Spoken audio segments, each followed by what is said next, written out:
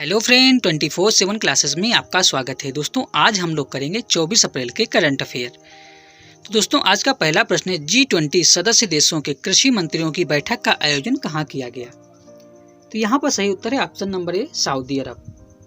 दोस्तों आपको बता दें, G20 की चाहे कृषि मंत्रियों की बैठक हो या वित्त मंत्रियों की बैठक हो या रक्षा मंत्रियों की बैठक हो या अभी जो कोविड-19 पे बैठक हुई थी जिसमें नरेंद्र मोदी जी जो हमारे प्रधानमंत्री हैं उन्होंने हिस्सा लिया था, तो G20 की जितनी भी बैठक हुई हैं सभी की अध्यक्षता की है इस बार सऊदी अरब ने, क्योंकि इस G20 की अध्यक्षता जो है वो सऊदी अरब के पास है। तो इसलिए जो कृषि मंत्रियों की G20 की बैठक हुई उसकी भी अध्यक्षता की है सऊदी अरब ने। तो यहाँ पर सही उत्तर हो जाएगा ऑप्शन नंबर ए, सऊदी अरब। इस मीटिंग में भारत की तरफ से कौन सम्मिलित हुआ? भारत की तरफ से सम्मिलित हुए जो हमारे कृषि मंत्री हैं जिनका नाम है नरेंद्र सिंह तोमर। ये मीटिंग सऊदी अरब में हुई क्योंकि सऊदी अरब ने इसकी अध्यक्षता की। तो बात कर लेते हैं सऊदी अरब की। सऊदी अरब की जो मुद्रा है वो है रियाल और यहाँ की राजधानी है रियाद। इसके अलावा अरब प्रायद्वीप का सबसे बड़ा देश है सऊदी अरब और यहाँ के जो सुल्तान हैं उनका नाम है मोहम्मद बिन सलमान। दोस्तों अगला प्रश्न है, संयम मोबाइल ऐप की शुरुआत किस म्यूनिसिपल कॉर्पोरेशन के द्वारा की गई है? यानी कौन सा नगर निगम है जिसके द्वारा संयम मोबाइल एप्लीकेशन की शुरुआत की गई है? तो दोस्तों संयम मोबाइल एप्लीकेशन शुरुआत किया गया है नगर निगम पुणे के द्वारा। तो सही उत्तर हो जाएगा option number A, municipal corporation Pune. यहाँ पर दोस्तों आपको बता दें, इस एप्लीकेशन की स्टार्टिंग की गई मिशन स्मार्ट सिटी के तहत। दोस्तों ये केंद्र सरकार का एक मिशन है जो कोरोना वायरस को ध्यान में रखते हुए स्टार्ट किया गया था, तो इसी के तहत बनाया गया है संयम मोबाइल एप्लीकेशन।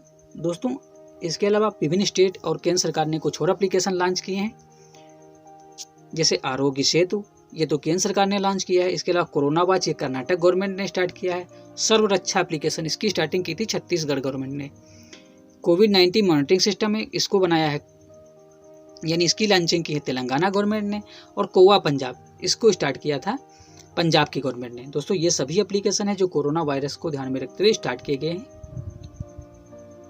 अगला प्रश्न है, आयुष सेहत साथी मोबाइल एप्लीकेशन की शुरुआत किस राज्य सरकार के द्वारा की गई है? यहाँ पर आपको बता दें, आयुष से सेहत साथी एप्लीकेशन भी कोरोना वायरस को ध्यान में रखते हुए स्टार्ट किया गया है, तो इसकी स्टार्टिंग की गई है राजस्थान सरकार द्वारा। तो सही उत्तर हो जाएगा ऑप्शन नंबर सी, राजस्थान। दोस्तों यहाँ पर आपको बता दें, राजस्थान के जो मुख्यमंत्री हैं उनका नाम है अशोक गहलोत और जो गवर्नर है उनका नाम है कलराज मिश्र। दोस्तों अगला प्रश्न है, किस मंत्रालय द्वारा कोविड इंडिया सेवा प्लेटफॉर्म की शुरुआत की गई है? दोस्तों ये एक ऑनलाइन प्लेटफॉर्म है जहां पर अगर जो आप कोरोना वायरस से संबंधित आप कोई भी प्रश्न पूछना चाहते हैं तो इस ऑनलाइन प्लेटफॉर्म पर जाकर अपना प्रश्न पूछ सकते हैं। इसकी स्टार्टिंग की गई स्वास्थ्य मंत्रालय के द्वारा। तो सही उत्तर हो जाएगा ऑप्शन नंबर ए, स्वास्थ्य मंत्रालय। इसकी लॉन्चिंग किसने की? इसकी लॉन्चिंग की हमारे जो स्वास्थ्य मंत्री हैं जिनका नाम है हर्षवर्धन। तो उन्होंने ही इस ऑनलाइन प्लेटफॉर्म की लॉन्चिंग की है जिसका नाम है कोविड इंडिया सेवा प्लेटफॉर्म। दोस्तों अगर जो आपको यह वीडियो अच्छा लग रहा है तो इस वीडियो को अपने दोस्तों के साथ भी शेयर करें। इसके अलावा अगर जो आप इस वीडियो की PDF चाहते हैं तो डिस्क्रिप्शन में हमारे टेलीग्राम का लिंक दिया है, वहां पर जाकर उसको आप ज्वाइन कर लीजिए, तो आपको वहां से इसकी PDF भी मिल जाएगी। दोस्तों अगला प्रश्न है, निम्नलिखित में से किस देश ने भांग यानी कैनबिस की खेती को कानूनी मंजूरी दे दी है? दोस्तों भांग को कैनबिस कहते हैं या फिर गांजा भी बोलते हैं कुछ लोग, तो इसको मंजूरी दी है लेबनान ने। तो सही उत्तर हो जाएगा ऑप्शन नंबर बी, लेबनान।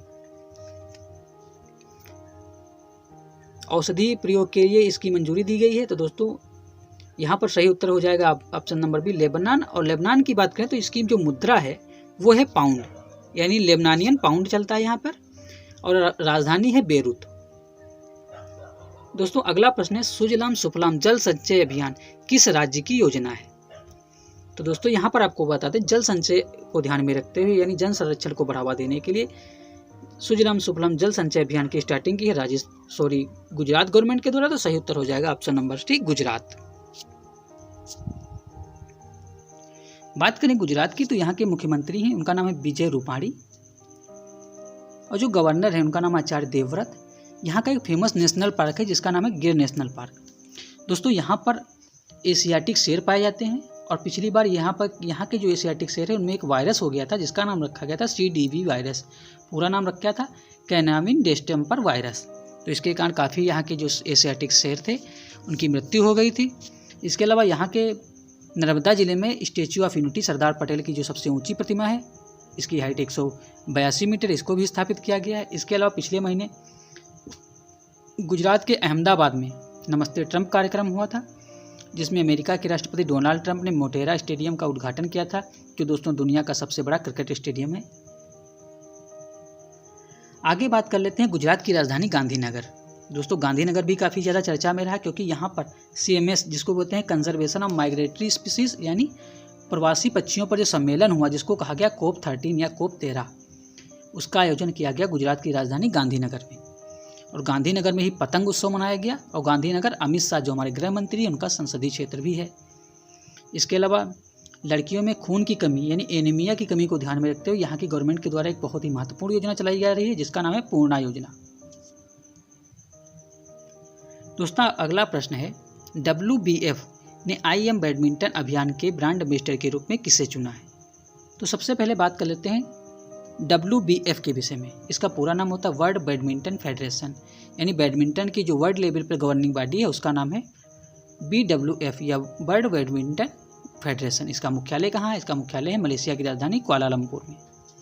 तो इसका एक अभियान है जिसका नाम है IM बैडमिंटन अभियान।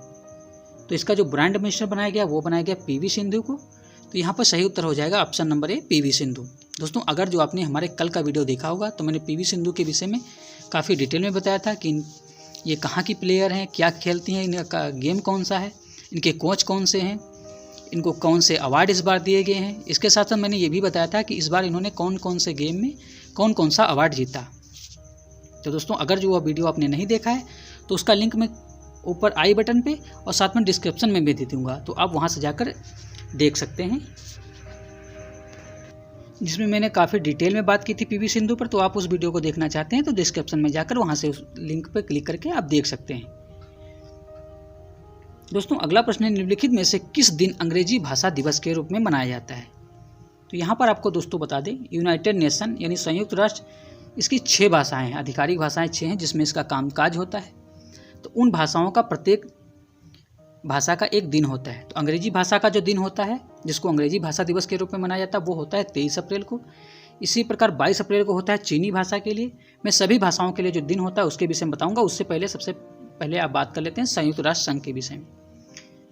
दोस्तों संयुक्त राष्ट्र संघ की स्थापना हुई थी 24 अक्टूबर 1945 को। इसका हेडक्वार्टर न्यूयॉर्क में है। इसके जो अध्यक्ष यानी चेयरमैन है, उनका नाम एंटोनियो गुटेरस।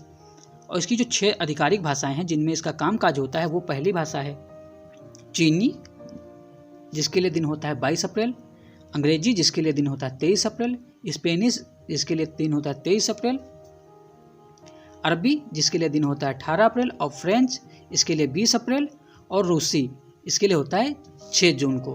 तो सभी 6 आधिकारिक भाषाएं हैं, इनके लिए अलग अलग दिन निर्धारित किया गया है।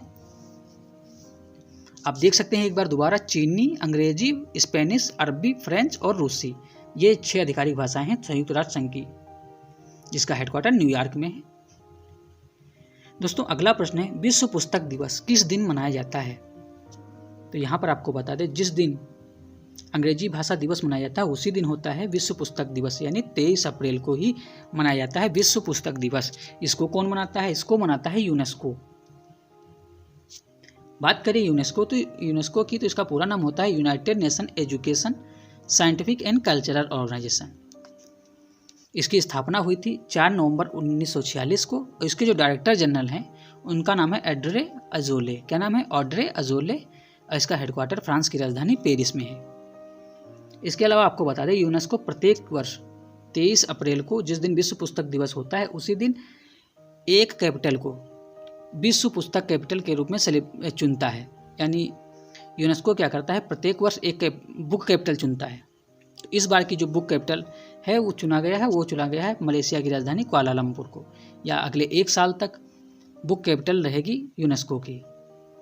इसके अलावा यूनेस्को की इस बार मीटिंग होने वाली थी, वर्ल्ड हेरिटेज मीटिंग, चाइना के फुजियान शहर में, जिसको कोरोना वायरस के कारण स्थगित कर दिया गया था। दोस्तों अगला प्रश्न है, निम्नलिखित में से किस भारतीय IT कंपनी ने इजराइल में एक डिजिटल बैंक खोलने की योजना बनाई है? तो इजराइल में डिजिटल बैंक खोलेगा TCS यानी टाटा कंसल्टेंसी सर्विस। तो सही पर उत्तर हो जाएगा option number B, TCS। Tata group के चेयरमैन जो वर्तमान में है, उनका नाम है नटराजन चंद्रशेखरन। बात चल रही है इजराइल की। तो दोस्तों यहाँ पर आपको बता दें, हमारा मित्र राष्ट्र इजराइल, जिसकी राजधानी है जेरूसलम और इसकी मुद्रा है शकेल। यहाँ के जो प्रधानमंत्री हैं वो हैं बेंजामिन नेतान्याहू। इसके अलावा हमारा यानी भारत और इजराइल का काफ़ी ज़्यादा रक्षा सौदा होता है। तो जो बराक 8 मिसाइल हमने खरीदी थी वो इजराइल से ही खरीदी थी। इसके अलावा इजराइल में जो फिल्म फेस्टिवल होने वाला था, जिसका नाम था जेरूसलम फिल्म फेस्टिवल, उसमें जो फोकस कंट्री बनाया गया था वो था भारत। इसके अलावा जेरूसलम मुंबई फेस्टिवल हुआ, इसका आयोजन मुंबई में किया गया। इसके अलावा हम LMG गन्स खरीद रहे हैं, लाइट मशीन गन्स खरीद रहे हैं 800 करोड़ रुपए की, ये भी हम इजराइल से ही खरीद रहे हैं। इसके अलावा इजराइल का एक सैटेलाइट है, रिमोट सेंसिंग सैटेलाइट, जिसका नाम है डुचिफेर 3। तो इसकी लॉन्चिंग की थी इसरो ने, तो ये काफ़ी ज़्यादा चर्चा में था। इसके अलावा इजराइल का एक मिशन था मून मिशन, जिसका नाम था बैरासीट, ये विफल हो गया था। इसकी क्रैश लैंडिंग हो गई थी चंद्रमा की सतह पर, तो इसलिए ये मिशन फेल हो गया था, जिसका नाम था बैरासीट। ये भी इजराइल का मिशन था। दोस्तों अंतिम और अगला प्रश्न है, प्रोजेक्ट चेतक का संबंध किस संगठन से है? तो यहाँ पर आपको बता दें, चेतक नाम का एक प्रोजेक्ट है, ये है BRO यानी बॉर्डर रोड ऑर्गेनाइजेशन का। तो सही उत्तर हो जाएगा ऑप्शन नंबर ए, BRO। ये प्रोजेक्ट काफ़ी ज़्यादा चर्चा में था। क्यों चर्चा में था? क्योंकि इसी प्रोजेक्ट के तहत BRO यानी बॉर्डर रोड ऑर्गेनाइजेशन ने रावी नदी पर एक पुल का निर्माण किया है। यहाँ पर दोस्तों आपको बता दें, कल का अगर जो आपने मेरे करंट अफेयर का वीडियो देखा होगा तो उसमें मैंने बताया था कि एक और ब्रिज कल बनाया, जिसका ऑर्गेनाइजेशन किया था BRO ने, जिसका नाम था दीपो रिजो ब्रिज। ये बनाया गया था अरुणाचल प्रदेश में। तो एक रावी नदी पे पुल बनाया है और एक अरुणाचल प्रदेश में बनाया है दीपो रिजो ब्रिज। ये दोनों ब्रिज बनाए हैं BRO ने। दोस्तों बात चल रही है BRO, जिसका नाम होता है बॉर्डर रोड ऑर्गेनाइजेशन। ये क्या करता है कि जो भी बॉर्डर पर रोड या पुल्स का निर्माण होता है वो होता है BRO के अंतर्गत। बात चल रही है बॉर्डर की, तो यहाँ पर आपको बता दें, ITBP जो फोर्स होती है, अर्धसैनिक बल, वो करता है हमारी चाइना बॉर्डर पर अच्छा, BSF करता है पाकिस्तान और बांग्लादेश बॉर्डर पर अच्छा। इसके साथ साथ जो SSB होता है वो नेपाल बॉर्डर पर होता है और असम राइफल ये म्यांमार बॉर्डर पर होता है। अब दोस्तों चलते चलते एक बार जो अप्रैल महीने के इंपॉर्टेंट डेज है उनको रिवाइज कर लेते हैं। सबसे पहले बात करेंगे 1 अप्रैल। दोस्तों 1 अप्रैल 1936 को बना था उड़ीसा, तो इसलिए प्रत्येक वर्ष 1 अप्रैल को मनाया जाता है उत्कल दिवस, यानी उड़ीसा का स्थापना दिवस उत्कल दिवस मनाया जाता है 1 अप्रैल को। 2 अप्रैल को होता है विश्व ऑटिज्म डे। ऑटिज्म एक मानसिक बीमारी होती है। इसकी थीम इस बार की थी द ट्रांजिशन टू अडल्टहुड। 4 अप्रैल को होता है अंतर्राष्ट्रीय माइन जागरूकता दिवस, यानी खान में काम करने वाले लोगों के लिए जागरूकता दिवस मनाया जाता है 4 अप्रैल को। 5 अप्रैल को होता है राष्ट्रीय समुद्री दिवस। यहाँ पर आपको बता दें, विश्व समुद्री दिवस मनाया जाता है सितंबर के अंतिम बृहस्पतिवार को। 7 अप्रैल को होता है विश्व स्वास्थ्य दिवस। दोस्तों एक काफ़ी ज़्यादा महत्वपूर्ण दिवस है और इस बार विश्व स्वास्थ्य दिवस की थीम थी सपोर्ट नर्सेस एंड मिडवाइफ्स। 10 अप्रैल को होता है विश्व होम्योपैथिक दिवस। 11 अप्रैल को होता है राष्ट्रीय सुरक्षित मातृत्व दिवस। अप्रैल का सबसे महत्वपूर्ण दिन अगर जो बात करें तो ये होता है 11 अप्रैल, जिसको मनाता है राष्ट्रीय सुरक्षित मातृत्व दिवस के रूप में भारत। दोस्तों दुनिया का एकमात्र देश भारत ही ऐसा है जहाँ पर राष्ट्रीय सुरक्षित मातृत्व दिवस मनाया जाता है। इसके अलावा किसी भी देश में इस प्रकार का दिवस नहीं मनाया जाता है, तो यह दिवस काफ़ी ही महत्वपूर्ण हो जाता है। इसके अलावा 12 अप्रैल को मनाया जाता है अंतर्राष्ट्रीय मानव उड़ान दिवस। ये क्यों मनाया जाता है? क्योंकि आपको याद होगा कि एक व्यक्ति हैं यूरी गागरिन, ये पहले व्यक्ति थे जो 12 अप्रैल 1961 को अंतरिक्ष में गए थे। तो उन्हीं के सम्मान में प्रत्येक वर्ष 12 अप्रैल को मनाया जाता है अंतर्राष्ट्रीय मानव उड़ान दिवस। 17 अप्रैल को होता है विश्व हीमोफीलिया डे। इसकी थीम बहुत ही महत्वपूर्ण, इसकी थीम थी गेट प्लस इन्वॉल्व। इसके अलावा 18 अप्रैल को होता है विश्व हेरिटेज डे और इस बार विश्व हेरिटेज डे की थीम थी shared culture, shared heritage and shared responsibility. और 22 अप्रैल को मनाया जाता है विश्व पृथ्वी दिवस और इस बार विश्व पृथ्वी दिवस की थीम थी क्लाइमेट एक्शन। दोस्तों अगर जो आप मेरे यूट्यूब पर मुझे फॉलो करते हैं तो आपको पता होगा आज मैंने ये क्विज भी दिया था कि विश्व पृथ्वी दिवस की थीम क्या थी। तो दोस्तों आज के वीडियो में इतना ही। कल फिर एक नई वीडियो के साथ मुलाकात होगी, तब तक के लिए नमस्कार। Thank you very much. 24/7 classes.